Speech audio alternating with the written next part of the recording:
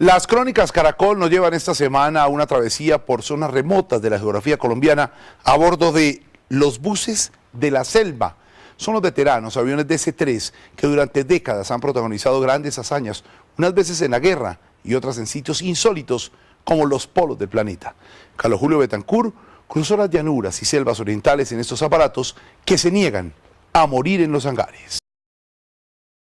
Cientos de historias de vida, muerte, sueños y esperanzas se tejen sobre las alas de estos aviones, los inmortales DC-3.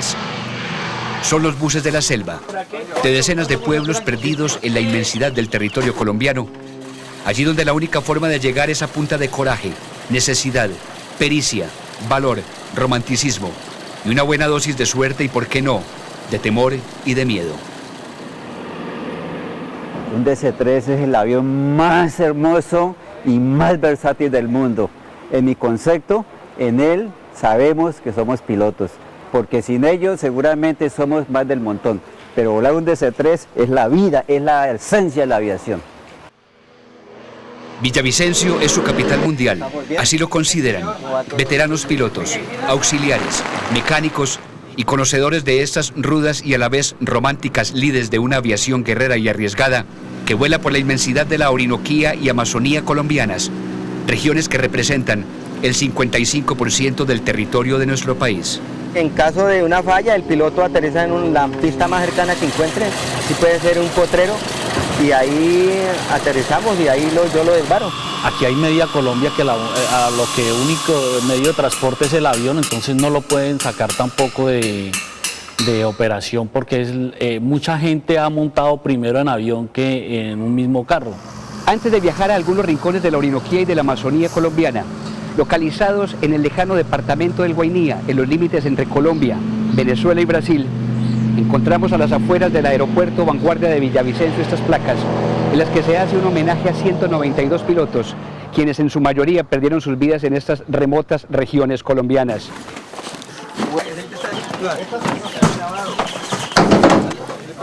El avión se gasta 1 hora y 40 minutos, cuando por tierra se pueden gastar hasta 2 días. ¿Qué sería de la vida de esa gente sin cebolla, sin tomate?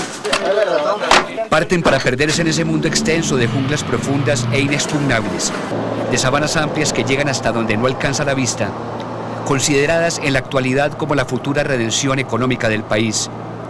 Tan solo el 5% de la población de Colombia vive en estas tierras, pobladas por 66 comunidades indígenas acechadas por todos los males.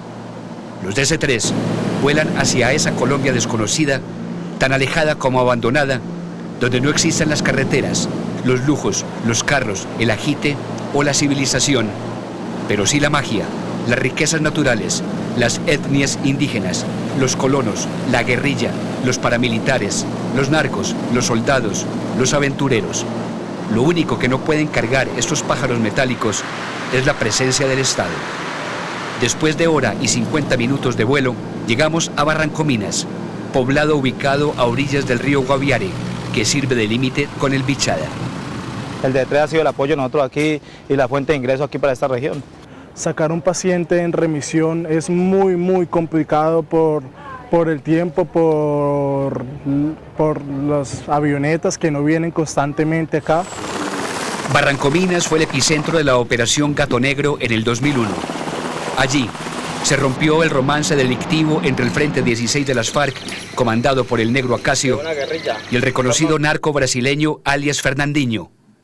La noticia le dio la vuelta al mundo. El negocio, cocaína por armas. La pista de Barrancominas llegó a movilizar 80 vuelos semanales. Los DC-3 han sobrevivido a 3 grandes retos a los que la humanidad todavía no encuentra respuesta: a la vejez, a la guerra y a la muerte.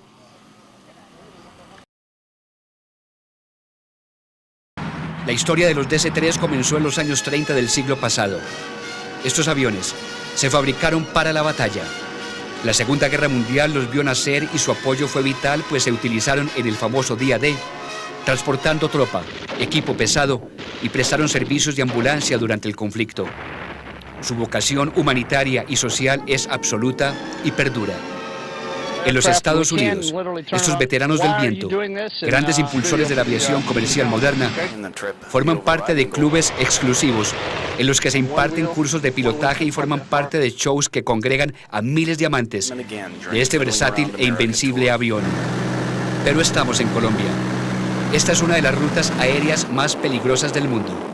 Pilotos colombianos, verdaderos vaquianos del aire, conocedores de los ríos, la selva y el clima, deben volar sin torres de control, deficientes y escasas radioayudas, además de tener que sortear pistas que de eso tienen muy poco. Vuelan a través de tormentas en aviones que cumplirán 80 años de servicio, sobre una selva que devoraría todo lo que se pose sobre sus entrañas. Aquí el avión del DC-3 es muy seguro, pero en caso de una emergencia que se dañe un motor y estamos muy lejos de una pista, hay que proceder a botar carga. Entonces por lo regular siempre botar por lo más pesado, por ejemplo una nevera o un congelador. Cuando va uno con mercado, pues toca botar el mercado, cerveza, gaseosa. Aviación que silenciosamente aportó a la colonización de estas tierras y que es vital para la vida de miles de colombianos que viven en estas convulsionadas y bellas fronteras. Esta es Puerto Inírida, capital del Guainía. A pesar de los 600 kilómetros de llanuras y selvas que la separan de la Colombia de las cordilleras, los males acechan a los más jóvenes y vulnerables. Millones de colombianos desconocen que el 90% de la población del bello pero abandonado departamento del Guainía es indígena. Colombianos de las etnias Piapoco, Sicuani y Curripaco, entre otras, viven en estas regiones hace miles de años. Desde aquí, desde la frontera entre Colombia, Brasil y Venezuela, escuchamos un grito de angustia que busca proteger a la población infantil. En este internado para niños del resguardo indígena El Coco, sus docentes luchan por el bienestar de los pequeños nativos.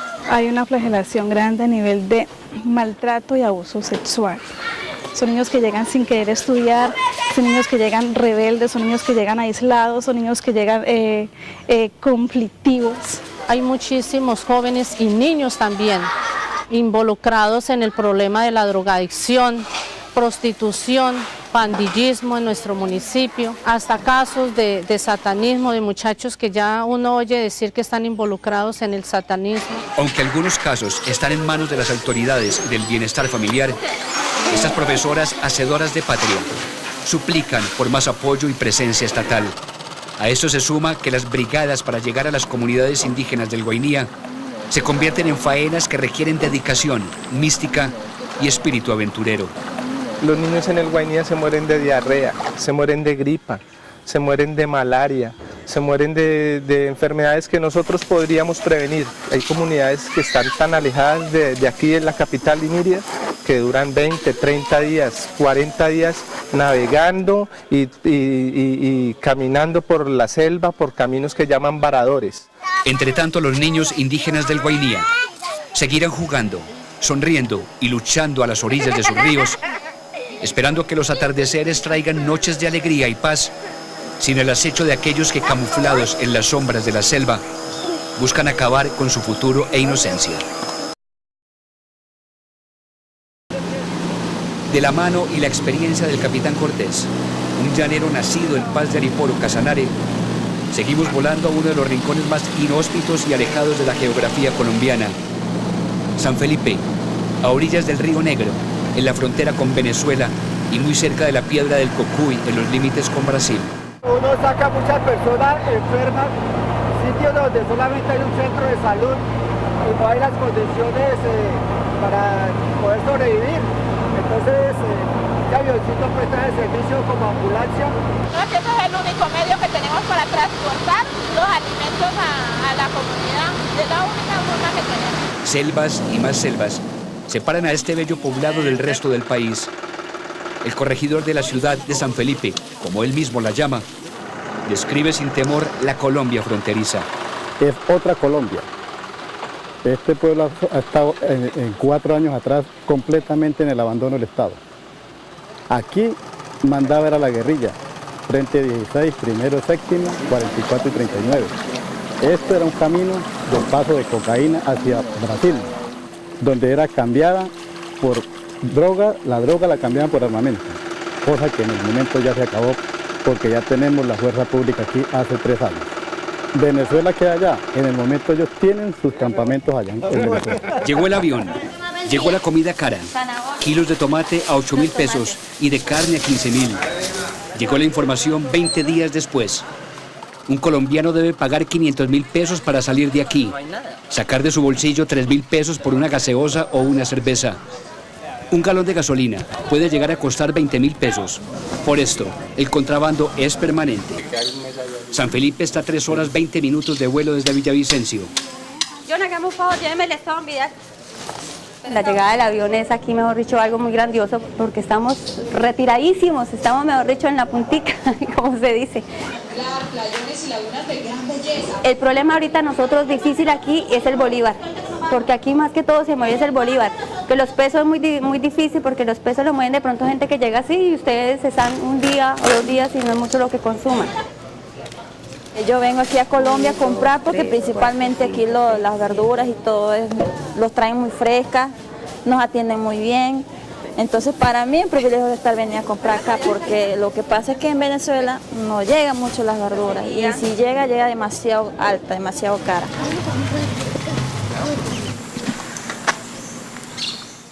El escritor y periodista Germán Castro Caicedo escribió El Alcaraván, libro en el que se narran las pericias y aventuras de decenas de pilotos hoy fallecidos.